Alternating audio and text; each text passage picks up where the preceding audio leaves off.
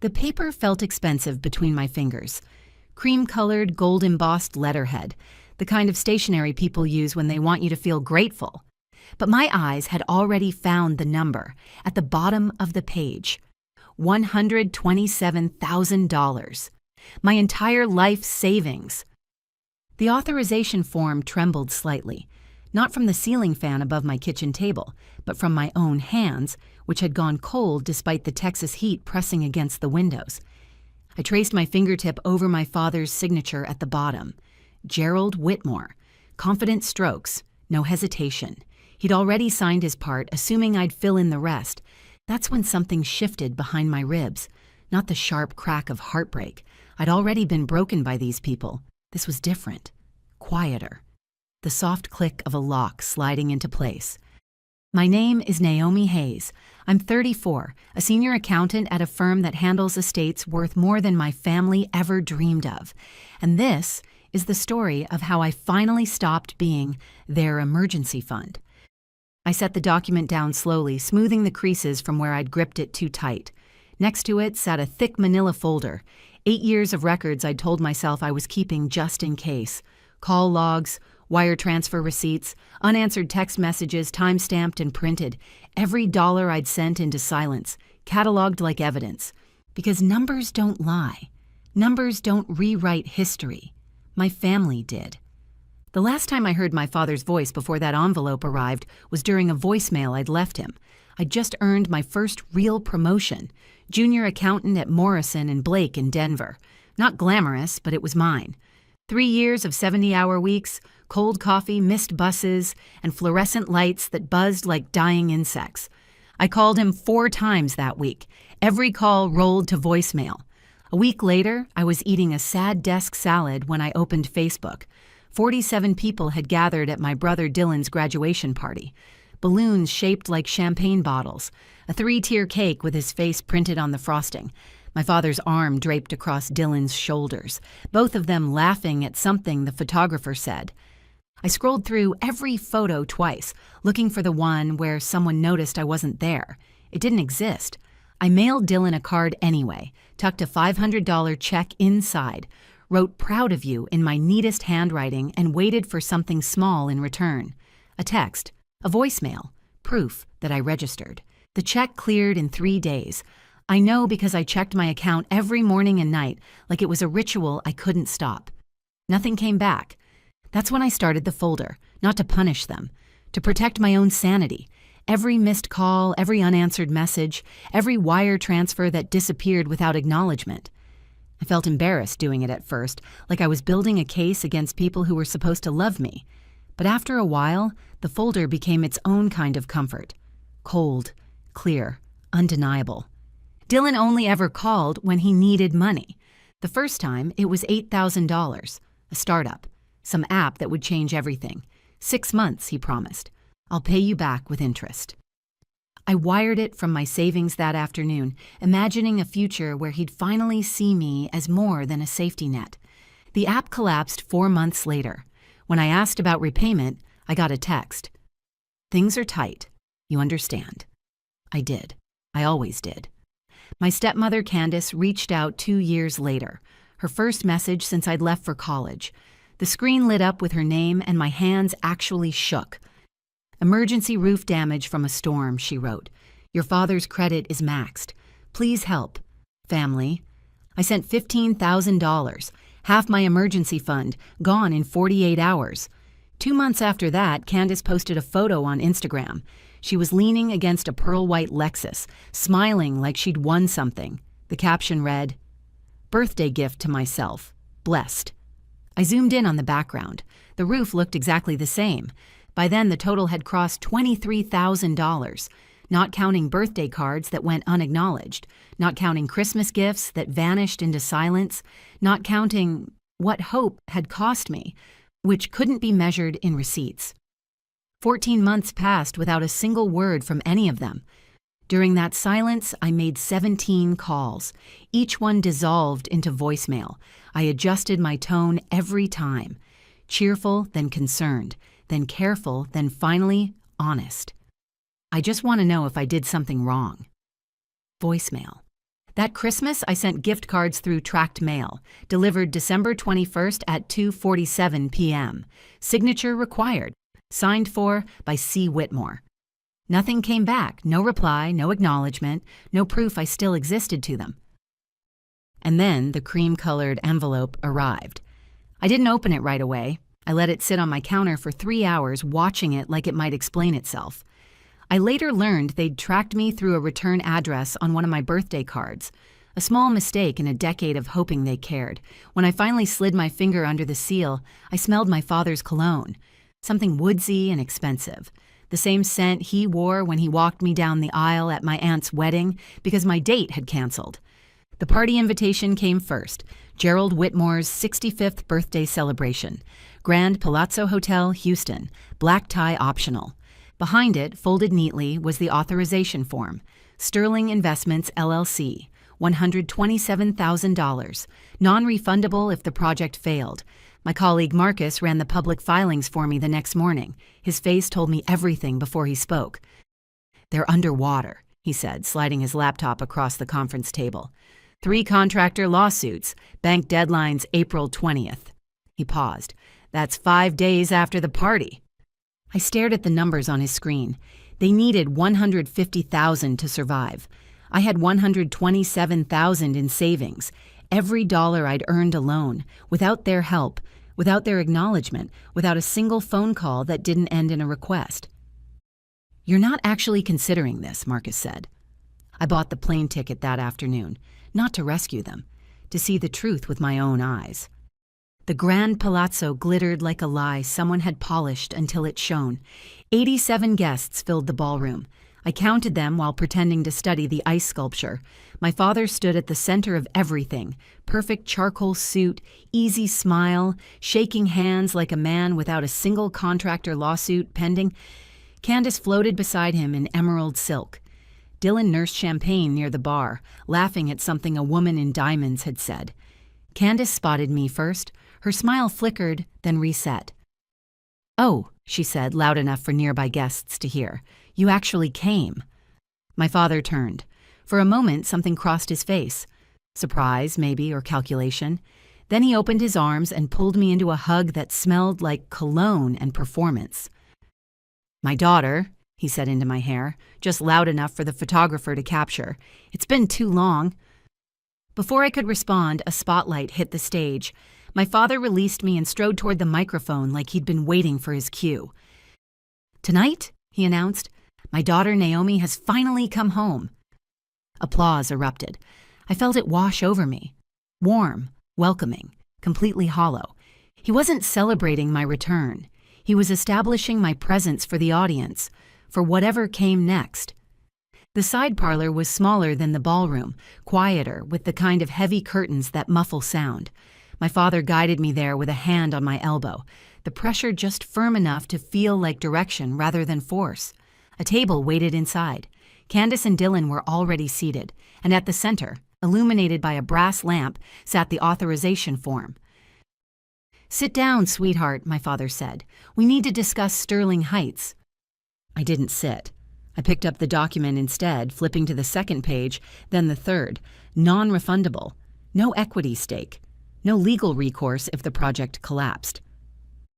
"It's temporary," he continued, settling into the chair across from me like we were negotiating a business deal. "Cash flow issue. The bank deadline is Monday morning. That gives us 5 days. Sign tonight and you'll double your return within 18 months. I photographed the page. The flash was brighter than I expected. Candace's voice sharpened instantly. "What are you doing?" "Reading," I said. "I read contracts before I signed them. Professional habit." "This is family," Dylan said, the first words he'd spoken to me in over a year. "You don't need a contract for family." I looked at him. Really looked. For the first time since I'd arrived. He was thinner than his Instagram photos suggested. The champagne glass in his hand was nearly empty, and his eyes kept darting toward the door like he was calculating escape routes. "Family," I repeated. "When was the last time you called me, Dylan? Not to ask for money, just to talk." He didn't answer. My father leaned forward, and I recognized the expression on his face. It was the same one he'd worn when I was 16, and he'd explained why he couldn't afford to send me to the summer program I'd been accepted to, 2 weeks before Dylan got a new car for his birthday. "Naomi," he said, his voice dropping into something that was supposed to sound gentle. "I know we haven't been perfect, but this is about survival, the family legacy, everything I've built." "Everything you've built," I said, "on credit you can't repay." Candace stood up. The movement was sudden enough that her chair scraped against the floor. "If you refuse," she said, "everyone out there will know. Everyone will see what kind of daughter abandons her own father." There it was, not an appeal, a threat. She walked to the parlor door and pulled it open wide. Her voice carried into the ballroom like she'd practiced the projection. "Everyone, I'm so sorry to interrupt." She pressed a hand to her chest, trembling just enough to look distressed. "But Naomi refuses to help her own father." Murmurs spread through the crowd like ripples. Faces turned toward the doorway, toward me, and I watched their expressions shift from curiosity to pity to judgment in the span of 3 seconds. My father stood behind Candace, silent, waiting. I felt the weight of the folder in my bag, 8 years of records, call logs, wire receipts, timestamps, and silence. If I walked away now, I'd leave as the villain they needed me to be, the ungrateful daughter who abandoned her family at their lowest moment. If I spoke, I'd end the role they'd assigned me forever. I walked toward the stage. The microphone was still warm from my father's speech. I'd noticed earlier that the event coordinator had left the display system unlocked, the kind of oversight that happens at rushed events. "My name is Naomi Hayes," I said. My voice was steadier than I expected. "I'd like 5 minutes." Candace surged forward. "Naomi, this isn't appropriate." "It is," I replied, connecting my phone to the ballroom's display screen. "You made it public." The first slide appeared behind me, a bank statement from January 2017. "This is an $8,000 wire transfer," I said. "I sent this to my brother Dylan for a startup that failed 4 months later. No repayment." Another slide, March 2021. $15,000, emergency roof repairs. I paused. 2 months later, Candace posted this. The Instagram photo filled the screen. Pearl white Lexus. Blessed. Someone near the bar set down their glass. "Over the past 8 years," I continued, "I've sent this family $23,000. I made 288 phone calls, all outgoing, all unanswered. No thank yous, no visits, no returned calls." I changed the slide again. Public court filings appeared in stark black and white. "Sterling Heights," I said. 12 luxury townhomes, 7 months behind schedule, 3 lawsuits from unpaid contractors, $280,000 outstanding. Murmurs rippled through the crowd. An older man near the front, one of my father's investors, I'd later learn, leaned forward in his seat. "And this," I said, pulling up the photo I'd taken in the parlor, "is what they asked me to sign tonight." The authorization form filled the screen. I'd highlighted the non-refundable clause in yellow. "They didn't invite me here because they missed me," I said. "They invited me because they need $127,000 by Monday morning. That's everything I've saved. Every dollar I earned alone, without their help, without acknowledgement, without a single phone call that wasn't a request for money." Candace rushed toward the stage. "She's twisting everything." "I'm reading your documents," I said. "Public records, bank statements, the contract you asked me to sign." I turned toward my father. He was still standing near the parlor door, frozen in a way I'd never seen before. "You haven't called me in 8 years," I said, "but you found my address when you needed my savings." He didn't answer. The investor near the front stood up. His voice cut through the whispers like a knife. "You owe contractors $280,000, he said. "And you throw a party like this?" Another guest stood and walked toward the exit, then another. Then a small wave of them, gathering coats and murmuring apologies to no one in particular. I faced the remaining crowd one last time. "I didn't come here to embarrass anyone," I said. "I came to stop being lied about." I picked up the authorization form from where I'd left it on the table. Slowly, deliberately, I tore it in half, then again. This is my answer. I placed the pieces on the table and walked out. Behind me, the music never restarted. 2 hours later, sitting at my gate at Houston Intercontinental, I finally let myself breathe. The Houston night air had hit my face like something clean when I'd stepped outside the hotel. For the first time in years, I wasn't carrying their silence. I wasn't wondering what I'd done wrong. I wasn't waiting for a phone call that would never come. At the airport, Marcus texted me a link. Someone had filmed the entire speech. It was already spreading. 3 months later, Sterling Heights collapsed. The bank called the loan. The project went into foreclosure. Investors scattered. My father's name stopped opening doors. My father called once, 3 days after the party. I let it go to voicemail. He never left a message, and he never called again. Candace's social calendar emptied next. The charity board stopped calling. The Lexus disappeared from her Instagram. Then her Instagram disappeared entirely. Dylan got his first real job, night shift at a warehouse distribution center, $12 an hour, no safety net, no shortcuts. And me, 6 weeks after that night, Naomi Hayes legally became Violet Monroe, my grandmother's maiden name, the last person in my family who loved me without conditions, who called just to hear my voice, who never asked for anything but my company.